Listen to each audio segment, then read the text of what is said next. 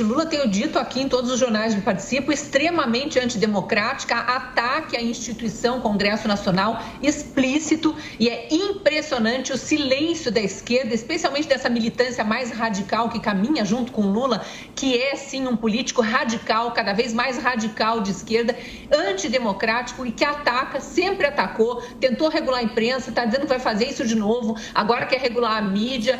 Não é democrático e deixa isso muito claro nos seus discursos e nos seus atos. Quando o presidente tentou expulsar jornalista do Brasil, é adepto da censura, da tirania, isso não tem dúvida nenhuma. Eu achei muito importante que os deputados começassem a se manifestar, porque não pode a militância ficar calada, a imprensa militante ficar calada e o Congresso ficar calado diante de um ataque tão explícito e tão vil, né? Uma ameaça exatamente às famílias dos parlamentares. Agora, o deputado ali do PT dizendo que os outros têm medo do Lula. Do presidente Lula, hein? Eu acho ruim esse clima de animosidade política que sempre foi alimentado pelo ex-presidente Lula. Foi ele que implantou essa polarização no Brasil, sempre colocou o nós contra eles, os analfabetos contra os que estudaram, os pobres contra os ricos, os que voavam de avião e os que não voavam. Ele sempre polarizou o Brasil e agora tenta polarizar incitando ódio e alimentando ali a rivalidade através da militância. Aí o Paulo Pimenta vem dizer que é medo do Lula. Não, é medo de uma instabilidade emocional do Brasil, porque parece que há uma incitação a uma guerra civil, e não é isso que o brasileiro comum quer, não é isso que os brasileiros em geral pregam. Para alguns poucos deputados, né, Adriana? O plenário estava completamente vazio, alguns deputados mais alvoroçados foram ali ao microfone criticar o ex-presidente Lula. Talvez tenha sido uma fala ruim, mal colocada, mas certamente não é uma fala de ameaça, nem de incitação ao ódio, à violência. Ele fala claramente, conversar com os deputados, e muito menos uma fala antidemocrática. É ruim no sentido de que eu não acho que o parlamentar tenha que ser incomodado na sua residência, e muito menos acho que a família do deputado tem algo a ver com qualquer reivindicação que é legítima, sim, do ponto de vista da sociedade. Acho que a sociedade tem que incomodar, tem que questionar e tem que fazer demanda, sim, aos seus representantes democraticamente eleitos, mas há lugar para fazer isso. Isso pode ser feito no parlamento, isso pode ser feito por e-mail, isso pode ser feito mesmo por um encontro casual na rua. Eu acho que há muitas formas de levar essas reivindicações, não precisa incomodar a pessoa em casa. Agora, para o bolsonarismo, isso é totalmente hipócrita, né? São os bolsonaristas que perseguem as pessoas nas redes sociais com discursos violentos de ataques, de ódios, apelidos violentos. Foram o próprio presidente Bolsonaro e outros bolsonaristas que incentivaram as pessoas que invadissem hospitais durante a Covid para filmar supostamente camas vazias em UTIs. Aliás, a gente viu muitos vídeos com esse teor, e são eles que muitas vezes incentivam esse tipo de incômodo e de ataque violento às pessoas, para não dizer as centenas de manifestações, várias manifestações contra a democracia pedindo o fechamento do Congresso e do Supremo. Então não cabe, não é questão de ser uma fala antidemocrática, é simplesmente uma fala infeliz, porque no meu ponto de vista, uma pessoa não tem que ser incomodada na casa dela, e muito menos a família dela, que não é eleita, não tem mandato popular e não tem nada a ver com essa história.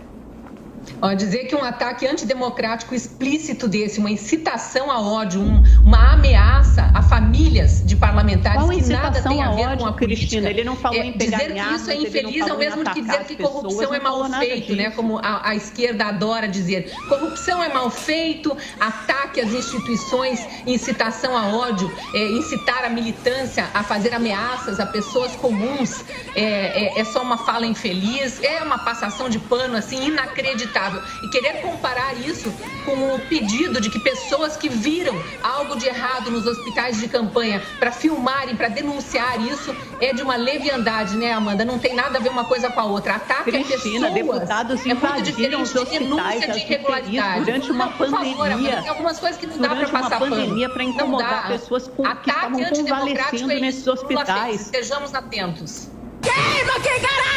Tem acabado, sem contar o edital dos ônibus. Aliás, o edital dos ônibus superfaturados, só um minuto que eu estou falando, o edital edital dos ônibus superfaturados só veio a público e só foi revelado por um trabalho muito bem feito de reportagem do jornal O Estado de São Paulo, que passou semanas debruçado sobre isso. O que dizia esse edital de licitação? Ele tinha um superfaturamento, uma gordura de pelo menos 700 milhões de reais. Foi só depois dessa reportagem. Cristina, eu estou falando, é muito difícil falar quando você me interrompe. Deixa eu acabar, porque eu não te interrompo, Amanda? Fala. Sabe por que você vai poder rebater depois. Eu sei que porque você ocupa todo o tempo que tem no jornal e não deixa os outros falarem. Bolsonaro. Eu sei que você fica nervosa, mas deixa eu concluir minha fala. Você foi só depois do jornal O Estado de São Paulo ter feito essa revelação. Não há corrupção confirmada, é isso que precisa ficar claro. O TCU embargou, Cristina, pelo amor de Deus, que o TCU embargou esse edital e aí imediatamente o MEC conseguiu cortar 500 milhões de reais desse edital. Então, em vez de gastar um pouco mais de 2 bilhões de reais em ônibus escolar, o preço máximo passou a ser de 1,5 bilhão de reais. Só para vocês verem como tinha gordura a ser cortada. Isso depois da CGU e da própria área técnica do Fundo Nacional de Desenvolvimento e de Educação terem alertado que esses preços estavam inflados. Mesmo assim, o MEC levou esse edital adiante e só cortou o preço máximo, o valor máximo do TCU, depois de sair a reportagem do jornal O Estado de São Paulo e depois de ser embargado pelo TCU. Então, estão aí todos expostos os casos, possíveis casos de corrupção, para não dizer mal feito, que eu sei que você não gosta dessa palavra, então de corrupção do governo Bolsonaro. Ninguém gosta. Corrupção é corrupção, não é mal feito. Não dá para ficar dizendo que uma fala infeliz, num ato antidemocrático explícito, é uma fala infeliz. Não dá para ficar usando esses eufemismos. O que eu queria dizer aqui, eu te interrompi, porque é importante, é que a gente não pode afirmar que há corrupção no governo quando a investigação está começando. Que leviandade é essa de acusar alguém de corrupção sem ter provas? Uma matéria da Folha de São Paulo é um indício. A Folha de São Paulo recebeu uma denúncia, fez sua parte, tem a obrigação de levar adiante, os deputados estão fazendo sua parte de investigar e ao fim de tudo isso a gente pode acusar se houver comprovação. A gente não pode sair espalhando a fake news de que há corrupção no governo federal por causa de indícios. Precisa ser investigado. O fato de pastores, falei que é suspeita de corrupção que precisa ser investigada. Pelo amor de Deus, Amanda, pelo amor de Deus, deixa eu falar, vou usar tuas palavras aqui. O fato de pastores terem se reunidos com um político, e isso é comum, os políticos recebem todo mundo, precisam receber, as portas do poder público precisam estar abertas. Não quer dizer que o político, ou o governante, ou o ministro esteja envolvido em corrupção. Eu acho muito estranha essa tua fala de você dizer, olha só, Milton Ribeiro recebeu os pastores, mas olha só, Milton Ribeiro denunciou os pastores, mas olha só, ele continuou recebendo os pastores. Ai, Amanda, por favor, quem vai fazer... Muita treta, muita treta. Para começo de conversa, o que esses pastores que nem cargo público não vai denunciar a pessoa, tem a ver concorda com comigo? Não tem fundamento essa tua fala. Qual era a função desses pastores que sequer ocupavam cargo público em participar de tantas agendas, de mais de 20 agendas externas do Milton Ribeiro? Você já parou para se perguntar isso?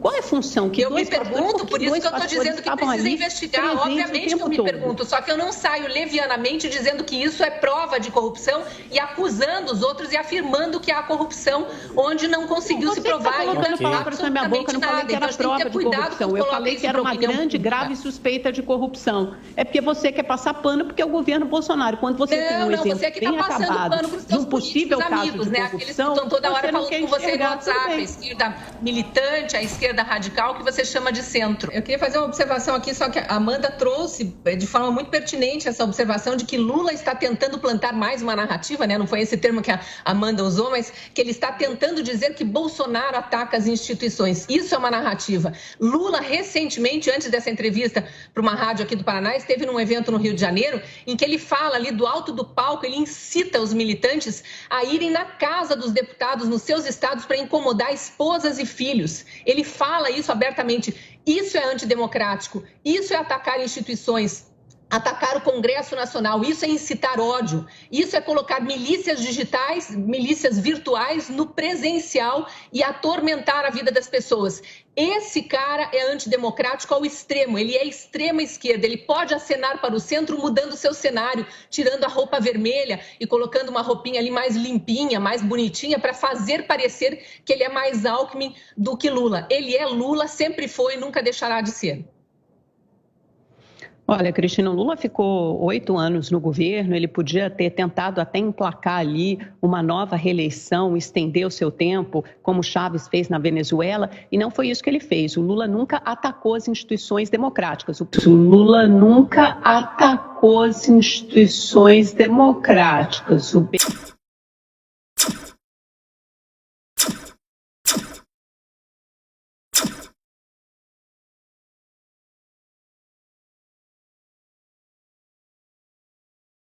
O Lula nunca atacou as instituições democráticas. O PT tem sim muito o que responder sobre casos de corrupção, inclusive o próprio ex-presidente Lula, em que pese o fato das condenações dele terem sido anuladas. Agora ele voltou para o jogo democrático de maneira absolutamente legítima.